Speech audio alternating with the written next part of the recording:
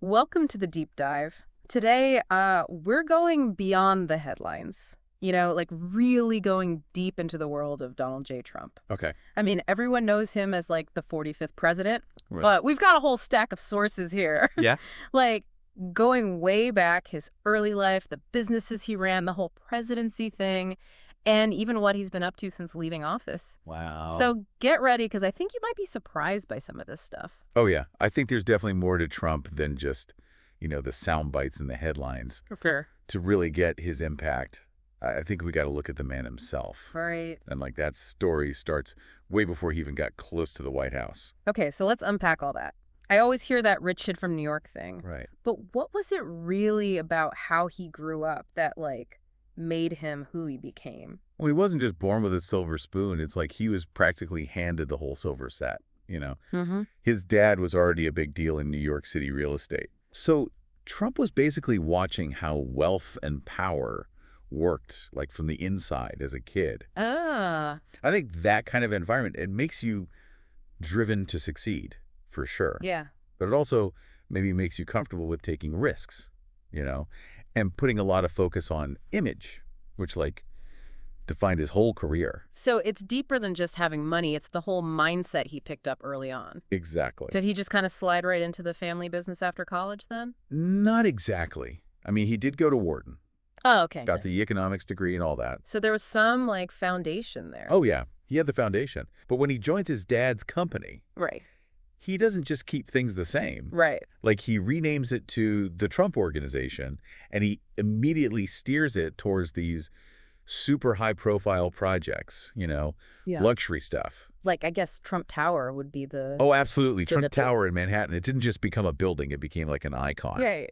And this was totally deliberate. He was building a brand around his name way before that was even a thing. That's interesting. So even back then, he was thinking long term. Absolutely. Was that kind of focus on luxury stuff common in real estate back then, or was Trump kind of uniquely tuned into that? It was the 80s, so there was definitely a culture of excess going on. Right.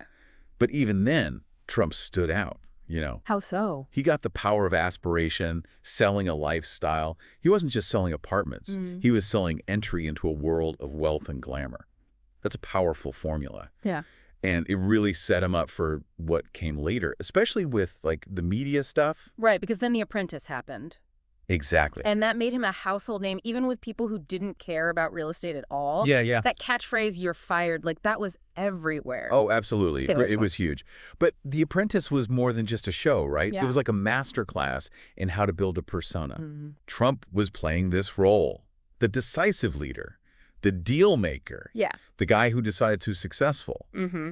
And this was way before social media, really blew up. Oh, yeah. So think about the impact that kind of image had on people. It's unfiltered, straight at you. It's almost like The Apprentice was a test run for his political stuff, even if he didn't know it at the time. It's an interesting point, isn't it? Yeah. It gave him a platform, right? To reach a huge audience, test out his message, fine-tune how he presented himself. Right. And if you compare his style on the show to how he ran his campaign later, Yeah. the similarities are pretty striking. The bluntness, Mm-hmm. that willingness to break the rules, the whole outsider image. Yeah. It was all there, just waiting to happen. Okay, so then fast forward to 2015. He announces he's running for president, running Yeah. as a Republican, but even his platform felt different somehow. Oh, it was different. Yeah.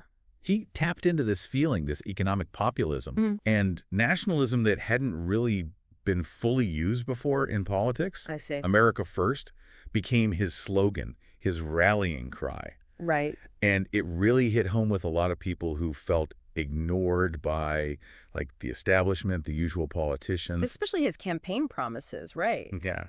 Building the wall on the border, the U.S.-Mexico border, renegotiating trade deals, bringing back manufacturing jobs. Right.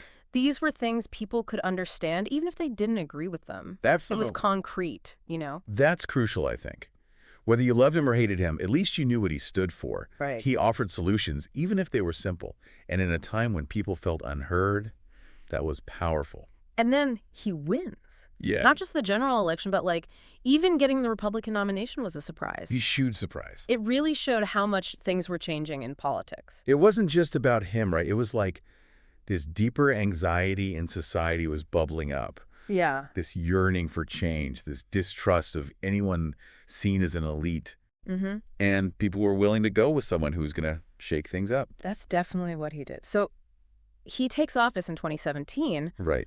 One of the first big moves is the Tax Cuts and Jobs Act. Yeah. Huge part of his economic plan. It was the cornerstone. But the question is, did it actually work like they promised? Well, it made massive cuts to corporate taxes, the biggest in decades. Okay.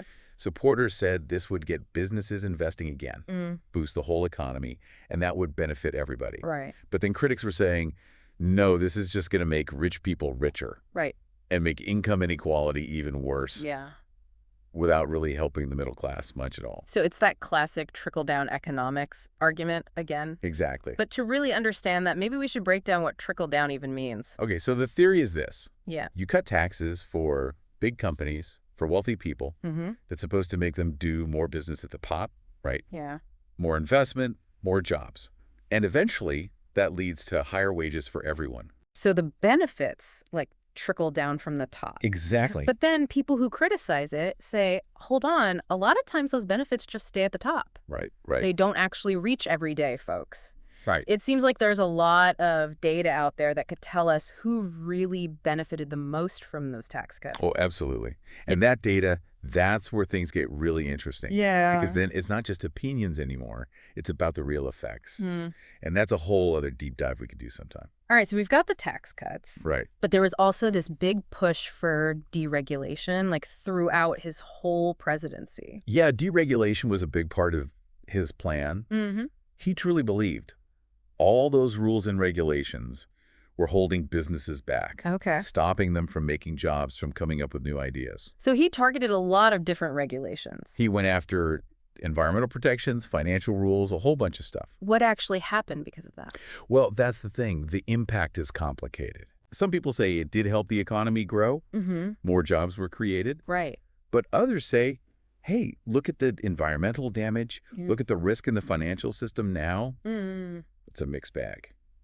And then, of course, we got to talk foreign policy. That's where things get really interesting. Oh, yeah. His approach to foreign policy was just as unconventional as everything else he did. Okay. He wasn't afraid to challenge the way things had always been done. Right. Like he'd often put making deals one-on-one and personal relationships ahead of those big global agreements. Okay. Well, let's start with the China trade war. Right.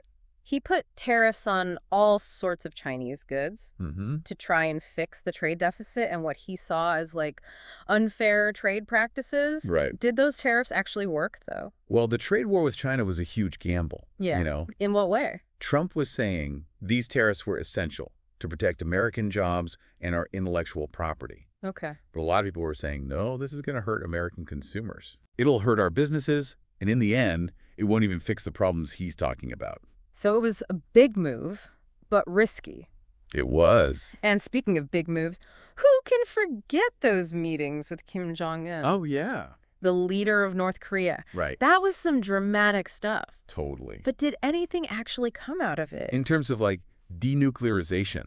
Yeah, like, was there any real progress there? Those meetings were definitely different, weren't they? Like, not your usual diplomacy stuff. Yeah, for sure. Was that, like, Trump's personality just driving everything, or is there some actual strategy there behind all the drama? I think it was a bit of both, to be honest. Okay. He had the personal diplomacy thing he was doing, but then also a lot of, like, keeping people guessing, you know? Right, right. He thought he could use that deal-making style, you know, the one he's famous for, to get a breakthrough, something nobody else could manage with North Korea.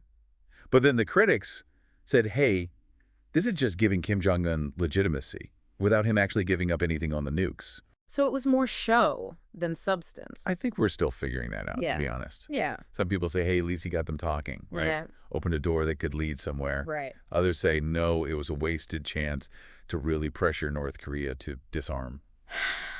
Okay, let's move over to the Middle East then. Right. The Abraham Accords were a big deal, right? Oh, yeah. Getting Israel and some Arab states to normalize relations, that was seen as a win for Trump. Definitely. So how did those agreements even happen, and what does it mean for the region long term? Well, things were already changing in the Middle East, geopolitically speaking. Okay. And the Trump administration was pretty pragmatic about it all, you know. So it wasn't just for show. No, there were real steps taken. They set up embassies, started doing business together, Oh, wow. cultural exchanges, that kind of stuff. So beyond just the headlines, there was substance. For sure. What makes this such a big change for the Middle East, though? I think it potentially changes the whole game out there. How so? It messes with that old way of thinking about the Arab-Israeli conflict. Right. It opens up all these possibilities, not just for peace, but for working together on all sorts of stuff. Like what? Security, obviously, but also trade, technology, who knows what else down the line. It's like a domino effect almost. It could be, yeah. Creates new partnerships, who knows? But while he had some success in the Middle East, Yeah. his approach to those big global agreements like the Paris Climate Accord or the Iran nuclear deal, that was totally different. Oh, yeah. He pulled the U.S. out of those, saying they were bad for America. Right, that was hugely controversial. I can imagine. People who supported him said these deals were flawed anyway. Okay. America's better off doing its own thing. Right. But then the critics said, this just makes America look unreliable. Yeah. It hurts the whole world's effort to deal with climate change, Right. to stop nuclear weapons from spreading. It seems like there's a pattern here. Yeah. What do you see? He likes those one-on-one deals, and he doesn't trust those big, like, global organizations much. That's a sharp observation. Uh-huh. His whole foreign policy was America first. Right. American independence above all else, even if it means going it alone. Did it work, though? Like, was that good for America in the end? That's the debate that's still going on, even now. Okay, let's get back to stuff here at home then. Sounds good. Immigration was a huge issue all through his campaign and his time as president. Oh, yeah. We talked about the border wall. Right. But what about other things he did, like that zero tolerance policy? Oh, the family separation thing? Yeah, that was really controversial. It was one of the most controversial things he did, definitely. Yeah. Thousands of kids were taken away from their parents at the border. It's awful. It was. Human rights groups were outraged. Even some Republicans were against it. It felt like a really dark moment. It did. And it brought up these ethical questions about how his administration handled immigration. They did eventually reverse the policy, you're right. They did, but the damage was done. Yeah. Those families are still dealing with the trauma. It shows how divisive immigration policy can be. It does. And it shows the real human cost of those political fights. Then there was the travel ban, too, right? Oh, yeah, the Muslim travel ban. That caused a lot of problems. It did. He banned travel from several Muslim-majority countries. A lot of people said it was discrimination, that it was Islamophobic. It tapped into those fears about terrorism. It did, and about national security. Yeah. But it also really alienated Muslim communities, both here in the U.S. and around the world. It seems like a lot of his talk and policies around immigration were about making people afraid. Yeah. Making them see certain groups as dangerous, as outsiders. There was definitely that element, Yeah. His rhetoric was often divisive and inflammatory. Mm-hmm. He used language that dehumanized immigrants and asylum seekers, calling them criminals, invaders. Right. And that created a climate of fear and intolerance. And it contributed to a rise in hate crimes and anti-immigrant sentiment.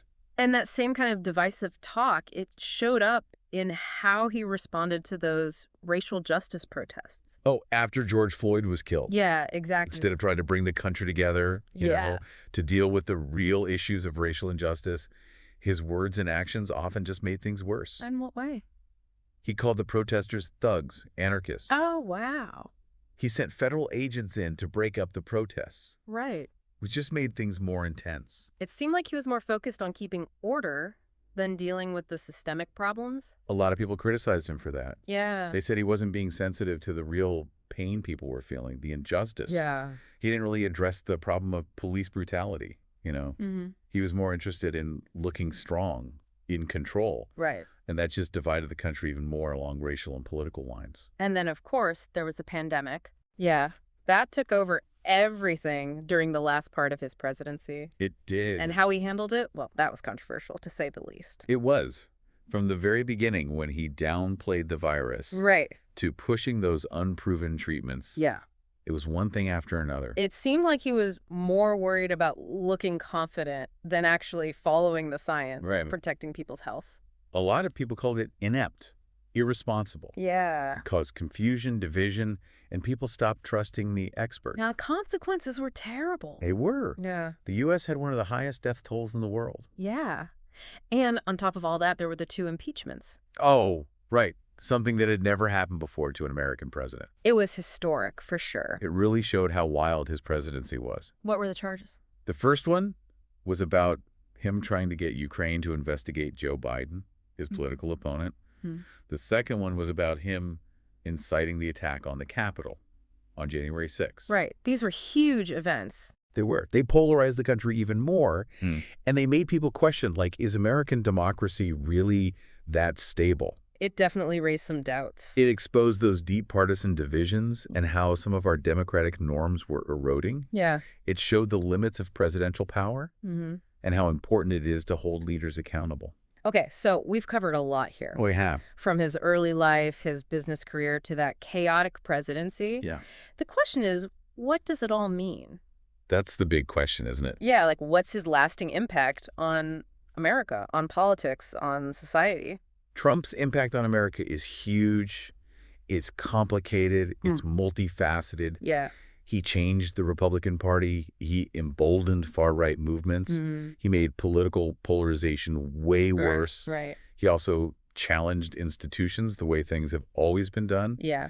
And he left behind this legacy of division, distrust, and a lot of uncertainty. Yeah, it's like just talking about it makes you feel like you've been on a roller coaster. And even now, he's not president anymore, but he still has a ton of power, especially with Republicans. Oh, his influence on the GOP is huge, no doubt about it. Yeah. He changed what the party stands for, brought in all these new voters, Right. people who really connect with his message, that outsider image.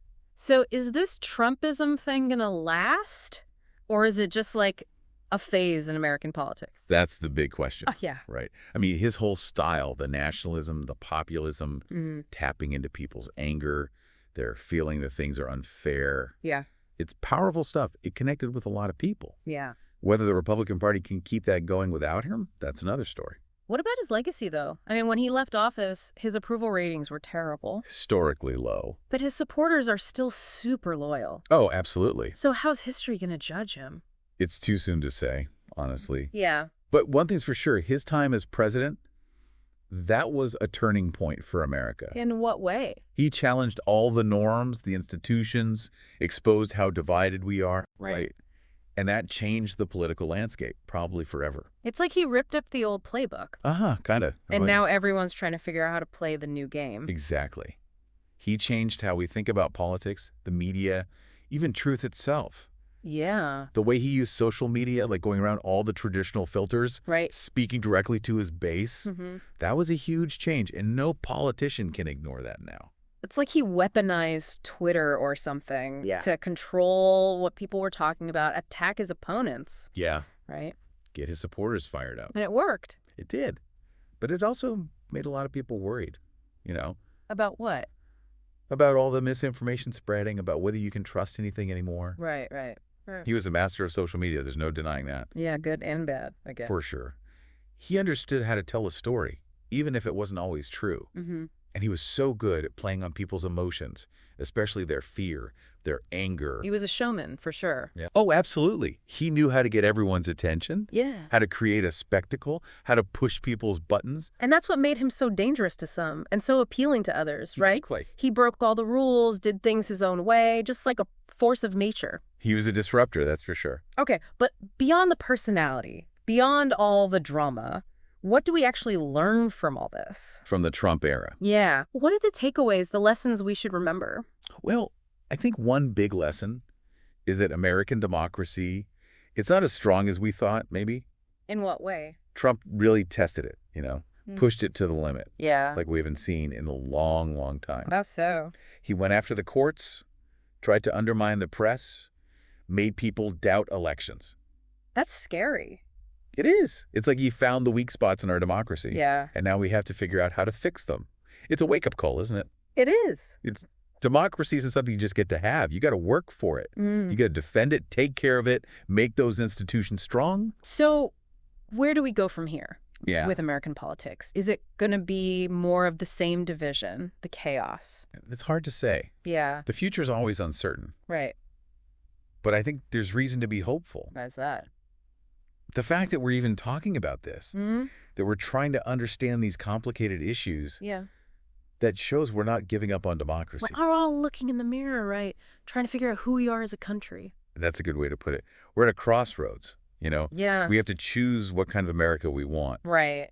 Do we want more division, more distrust? Or something better? Or do we want to rebuild, to start talking to each other again, to believe in democracy again? These are tough questions. They are. And there's no easy answers. Nope. But I think that's the whole point of doing a deep dive like this, you know? What do you mean? It's not about giving people all the answers. It's about giving them the information, the tools to ask the right questions, to find their own answers. It's about empowering people to think for themselves, to challenge their own beliefs. Exactly. And to get involved, to help shape the future. So to everyone listening, here's something to think about. Okay. What are you going to do to make our democracy stronger? How are you going to help us talk to each other better in a way that's informed, that's respectful? Those are good questions. The future's up to all of us. Yeah, it really is. Let's make it a future that lives up to our ideals.